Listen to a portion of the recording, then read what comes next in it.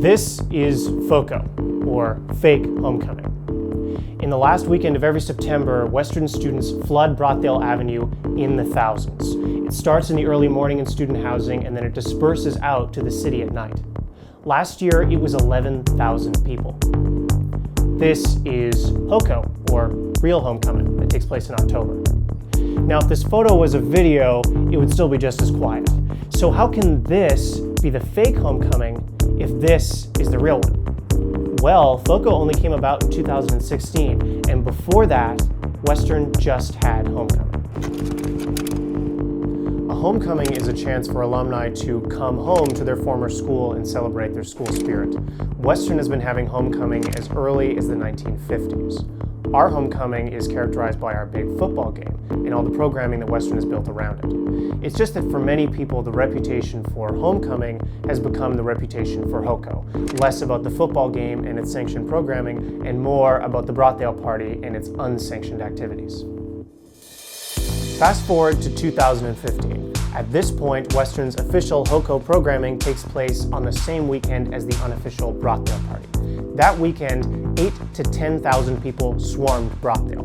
Now, this was the culmination of years of binge drinking and trashing the streets, and the school had reached a boil. They announced in that summer, which is now 2016, that the next year's HOCO would not take place in September, but in mid-October. It would be colder, and it would be at the height of midterm season. Now, many people make these decisions, but one administrator became the face of this initiative, Amit Chakma, the university's president.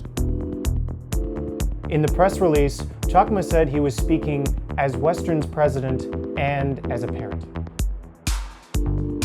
Now, as we know, many people go to university to avoid parents, and as people predicted at the time, the partying did not stop. That September, on the original homecoming date, 10,000 students amassed on Brothdale for the newly dubbed FOCO, fake homecoming. This was despite mass emails sent by the administration to students and despite letters sent by the London police to residents of Brothdale warning them about the dangers of illegal street parties.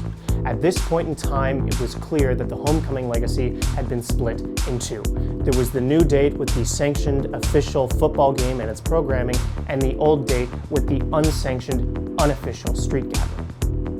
The next year, in 2017, FOCO surged to 11,000 people, 10% higher than the year previous, with a 1,000 person increase. And the event attracted more 911 calls than the year previous. In total, 37 people were sent to hospital, 7 of them from traumatic injuries, another 7 from drug overdoses, 2 from assaults, and 3 from people being hit by cars. Police issued 8 arrests, 11 charges, 50 notices, and 969 warnings.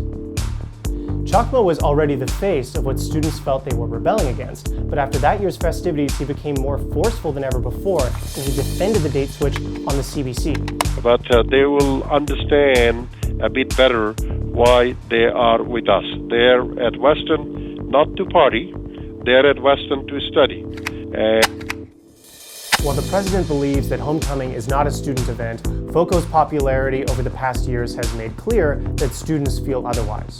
Until this tension is resolved, FOCO and its relationship to the new date remains unclear.